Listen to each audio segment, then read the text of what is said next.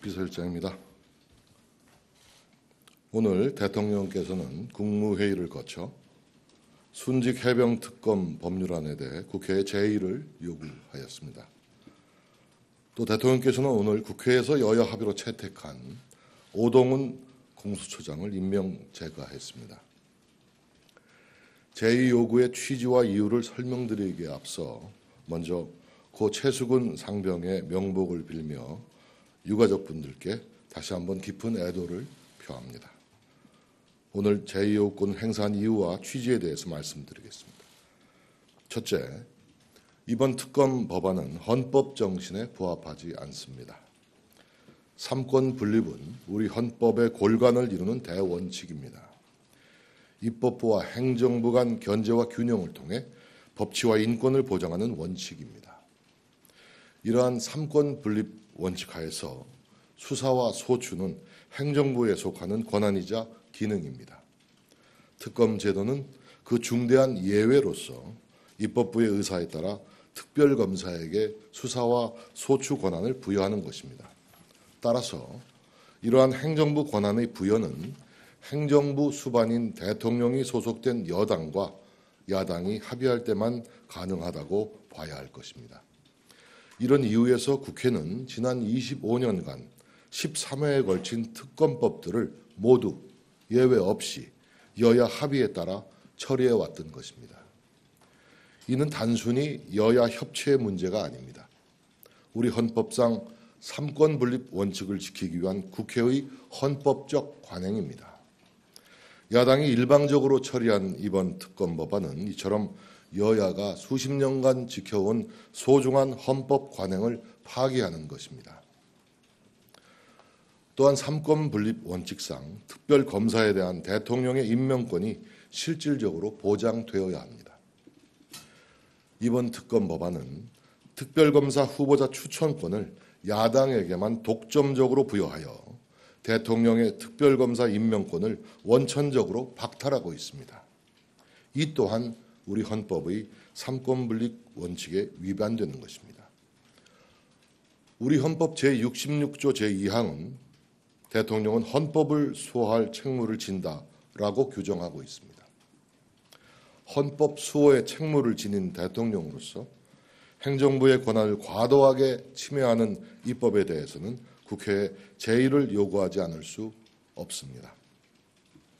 둘째, 이번 특검 법안은 특검 제도의 취지에 부합하지 않습니다. 특별검사 제도는 수사기관의 수사가 미진하거나 수사의 공정성 또는 객관성이 의심되는 경우에 한하여 보충적으로 예외적으로 도입할 수 있는 제도입니다. 최상병 순직 사건에 대해서는 현재 경찰과 공수처에서 수사가 계속 진행 중입니다. 특히 공수처는 지난 정부에서 더불어민주당이 고위공직자 범죄 수사를 위한 사실상의 상시 특검으로서 일방적으로 설치하였던 수사기관입니다. 그런데 지금 공수처의 수사를 믿지 못하겠다며 특검 도입을 주장하는 것은 자신이 만든 공수처의 존재 이유를 부정하는 자기 모순이자 자기 부정입니다. 더욱이 여야 합의로 공수처장 임명에 동의하면서 한쪽에서는 공수처를 무력화시키는 특검법을 고집하는 것은 이율배반적이라 하지 않을 수 없습니다. 셋째, 이번 특검 법안은 특별검사 제도의 근본 취지인 수사의 공정성과 중립성을 담보하지 못합니다. 이번 특검 법안에서는 먼저 대한변협회장이 후보 4명을 추천하면 야당이 그중 2명을 고르게 하고 대통령은 2명 중 1명을 무조건 특검으로 임명하도록 하고 있습니다. 최상병 사건에서의 외압 의혹은 야당이 고발한 사건입니다. 야당이 고발한 사건의 수사검사를 야당이 고르겠다는 것입니다. 입맛에 맞는 결론이 날 때까지 수사를 시키겠다는 것입니다. 이러한 구조에서 이 법안에 따른 수사 결과를 공정하다고 믿을 국민은 거의 없을 것입니다. 우리 사법 시스템 어디에도 고발인이 자기 사건을 수사할 검사를 고르도록 하는 모델은 없습니다. 이는 사법 시스템의 기본에 관한 문제이고 상식의 문제입니다. 이번 특검 법안에는 사건의 대국민 보고라는 허울 좋은 명분으로 실시간 언론 브리핑을 하도록 하고 있습니다. 특검 법안에서는 피의 사실과 수사 과정을 구별해서 수사 과정을 브리핑하도록 하고 있지만 피의 사실과 그 외 수사 과정의 엄밀한 구별은 사실상 불가능합니다. 이 조항은 법상 금지된 피의 사실 공표를 이 사건에 한하여 허용하고 아예 제도화하는 잘못된 효과를 가져올 수 있습니다. 문재인 정부에서는 피의 사실 공표를 막겠다면서 형사사건 공개 금지 등에 관한 규정까지 정비한 바 있습니다. 또한 더불어민주당은 최근 이선균 방지법을 약속하며 피의 사실 공표 문제를 제대로 개선하겠다고 거듭 주장한 바도 있습니다. 그럼에도 특검 법안에 언론 브리핑 규정을 포함시킨 것은 역시 심각한 자기 모순입니다.